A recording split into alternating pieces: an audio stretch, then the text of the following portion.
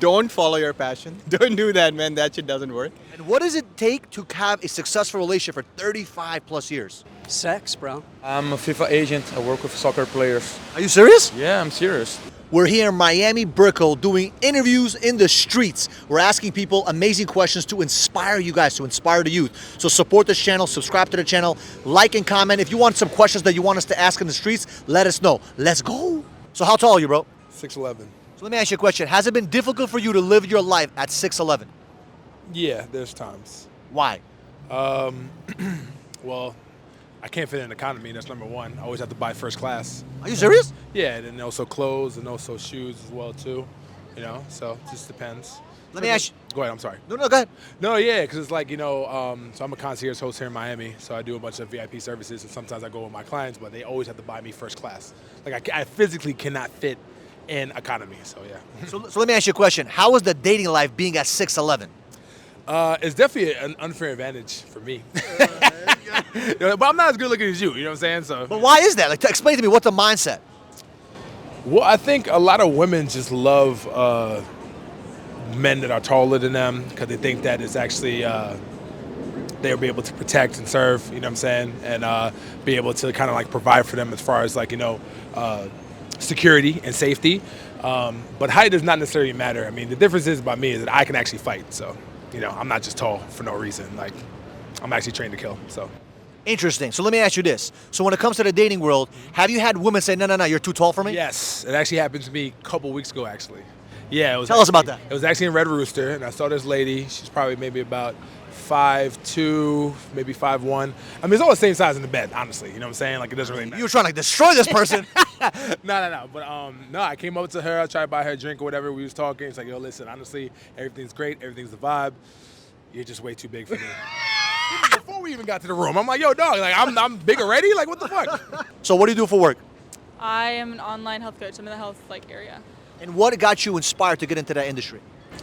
Gosh, because so many people get turned down and dismissed by doctors and other places, and they walk out of offices thinking that they're fine and they're not fine, and they live with it. Wow, so can you give me a story that kind of inspired you?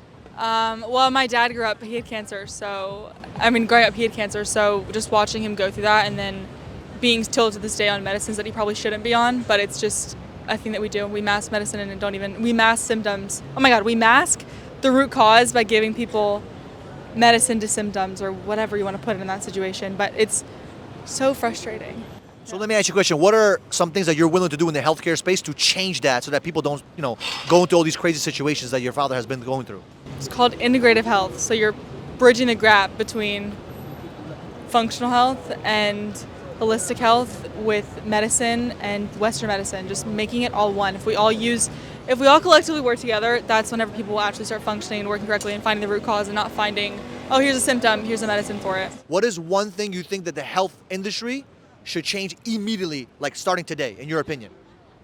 Teaching people when they're younger how to eat correctly and not just like, oh, eat this food. No, teach us what macros are and not eat the macros like a psycho, but just teach kids what food is and use food as medicine first, and then we can get into any other thing, but food for sure. So for someone that is not eating healthy or they don't know how to eat healthy, what is the first place that you recommend them to go to study and learn how to eat healthy? Start in your kitchen and just start with whole foods.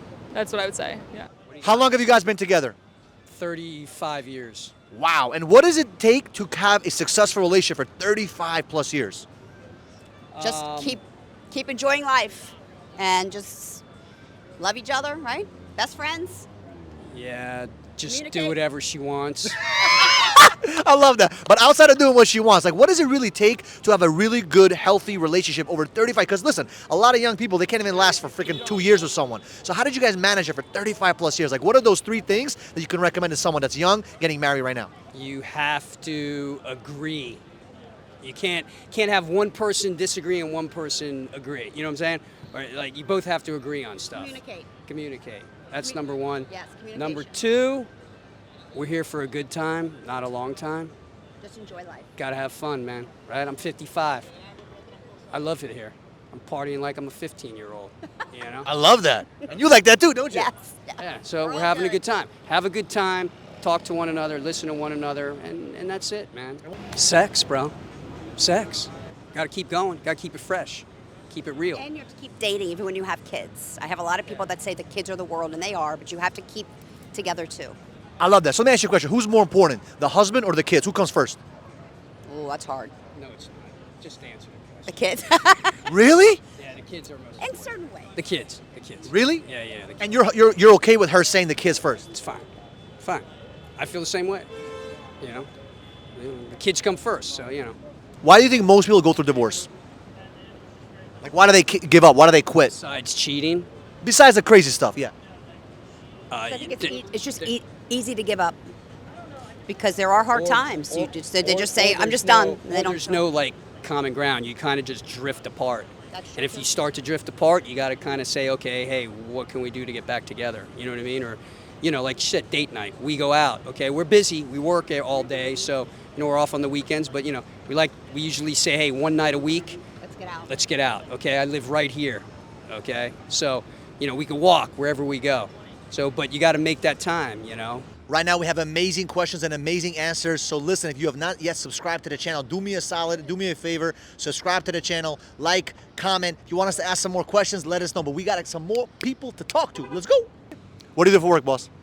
What I do for work, I'm retired. You're retired? Yeah. How old are you? 33. And how did you become retired at 33? That's the secret, man. Well, we want to know. I was in tech. So I'm in tech and entrepreneur. I sold some companies, so I'm retired now. Yeah. Wow, so you retired at 33 years old. So what does it feel like to be retired at 33? It's boring as fuck. You got to do something in life, you know. Now I'm trying to figure out what I want to do in life. So I'm taking a year off. I'm in Miami for a year, just trying to figure out what I want to do for life. Yeah, that's where we are at. So let me ask you a question. So do you think that people should work until they're 65 years old, or should they retire at 33 like yourself? I think they should keep themselves busy till they're 60, 65. Yeah, I think that's what they should do. You keep yourself busy with something, you know, something that you're passionate about. You got to make the money so you can choose what you want to do, and then just do what you want to do. Yeah. Wow, so let me ask you a question. Someone that wants to retire young, how can they do that? Give them 3 tips on how to retire young. Oh, that's a good question. That's a good question. Don't follow your passion. Don't do that, man. That shit doesn't work. Just see like what's an upcoming field and try to work your ass off to, you know, like make it big there. Get the right mentors. That's very important. You know, like following the right people. And, you know, just like don't quit. Just keep on going. You know, just trust yourself. Trust the process. Yeah. So for someone that's actually in tech right now, they're busting their ass, they're making some good money. When should they retire?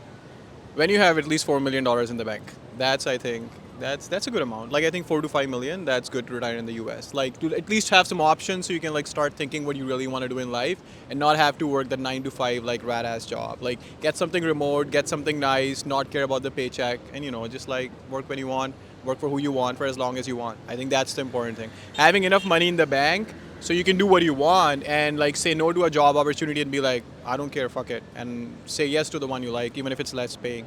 That's key. Yeah. So you can say recruiter, okay? Okay. What do you do for work? I'm a recruiter. Awesome. So what are the 3 things you look for when it comes to recruiting a person to a job? Oh, that's a good question. I always web them. I want to make sure that they show up presentable. That's a really good question. One thing is a piece of advice. Never, if they ask you how much you're looking for regarding compensation, don't give them a number. Always ask, what does this job pay? Because they'll give you a range and then you can say the higher range. Never say what you're looking for. A lot of times they'll remove you from consideration too. Another one, just a good personality, personable. That's probably it. So what are some characteristics that are extremely important to you or your employer when it comes to hiring certain people? Oh my God, characteristics. Personable, outgoing, and on time.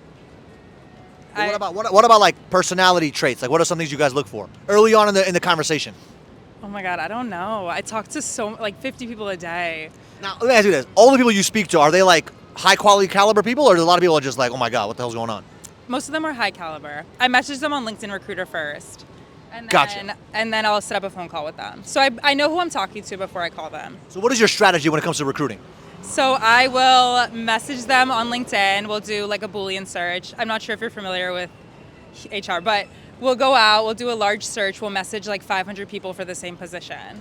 And I don't know if you guys have got LinkedIn messages before, but we'll send that same message to 500 people. I never answer those messages. Well, I mean, a lot of times it works, but a lot of times it's like just like any other person. But then we'll set up a phone call with 50 of those 500 people, and we'll send them to the client, and then they'll hire one of them. So let me ask you a question. When it comes to asking those questions, like how long are the conversations when you're on the phone with them or on the web? Like 15 to 30 minutes. Wow, so you spend 15 to 30 minutes per a candidate. Yeah, it's my whole job.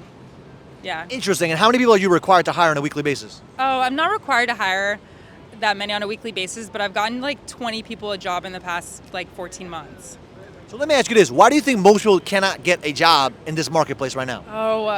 I think that a lot of people depend on applying to jobs on LinkedIn. And the best thing to do is just to reach out to the hiring manager directly. People find a lot of success just reaching out, and also hiring managers like to see that if you reach out directly.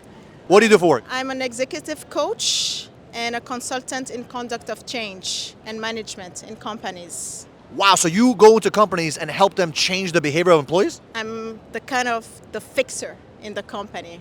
Wow, so let me ask you a question. What are the top issues you see most companies have with their employees? I work a lot. I think the issues could be conflict resolution, communication crisis, and sometimes intercultural management, diversity, how to accept people, diversity, background, and work on the culture of the company and the values. Yeah. I love this. So what are the top 3 things to see in a company when it comes to the culture to say, you know what, this company will be successful in the next couple of years? I think everybody, like the employees that are working there, they have to adhere to the vision of the company. First of all, it's very important, the vision, the values, and the work ethic. Wow, so let me ask you this. If you see a company where the culture is deteriorating, what would you tell the CEO or the owners or the managers to do to improve that culture? I'm here if you need me. Okay, so what do you do? What would you do? What's the first thing you would do to that company? We work actually on the problem, on the issue. So we can work on team building workshops or a 101 session coaching related to the issue. And we work on, I'm the third party, I'm coming in to solve the problem, but we have to analyze, conduct a self-assessment. So it's a huge process. It's a very long process. So why can't the owners do it themselves? Because that's not their job. They're the owner. That's why we exist. I'm a FIFA agent. I work with soccer players. Are you serious? Yeah, I'm serious. Wow, so how did you get into that? Actually, I was working on the corporate world before, and then I was completely tired, decided to set up my business, and here I am. I'm attending a soccer event here in Miami. Wow, so who are some of the top soccer players you work with? Not top soccer player yet. Hopefully we'll be there soon. So we're mostly working with young players. Oh, so you scout the young players? Correct. We're scaling the young players and preparing themselves to be a professional. I love it. So what are 3 characteristics you look for someone to become a professional soccer player? Power, speed, and have a really good mind. Because today, if you are not strong mentally, even if you have a lot of techniques, you're not going to succeed. So how does someone have a strong mind in your opinion? A strong what, sorry? Strong mindset in your opinion. Oh, strong mindset. So you need to be ambitious to win at the end, but you need to find a really good balance with your family and your career at the end. Be able to manage when you have the defeats, which is going to happen anyway, and really be strong to go to the next game. When you see a player handle defeat, what lets you know that this guy's going to win in the future or this guy's never going to make it? The mentality, definitively. I'm from Brazil, so have a lot of strong and good players over there. But the way how they behave on the field will make a lot of difference. If they're really intense, if they're really playing hard and try to win all the time, are the type of players that we'll be looking for. I love it. If there's one thing you could tell someone that's going to be a future soccer player, what is one tip you would tell them to do? Keep trying. It's a very hard career, but it's really worth. Never give up and keep trying, keep pushing. Listen, we had an amazing time today shooting content, asking questions, getting amazing answers, and so far we've been having amazing reviews from you guys. So do me a favor, like, comment, and subscribe to the channel. We need your support. We're trying to get to 100,000 plus subscribers right now. We're doing amazing on Instagram and TikTok, but for some reason on YouTube, we need your support, we need your help. So until next time, see you guys in the next video.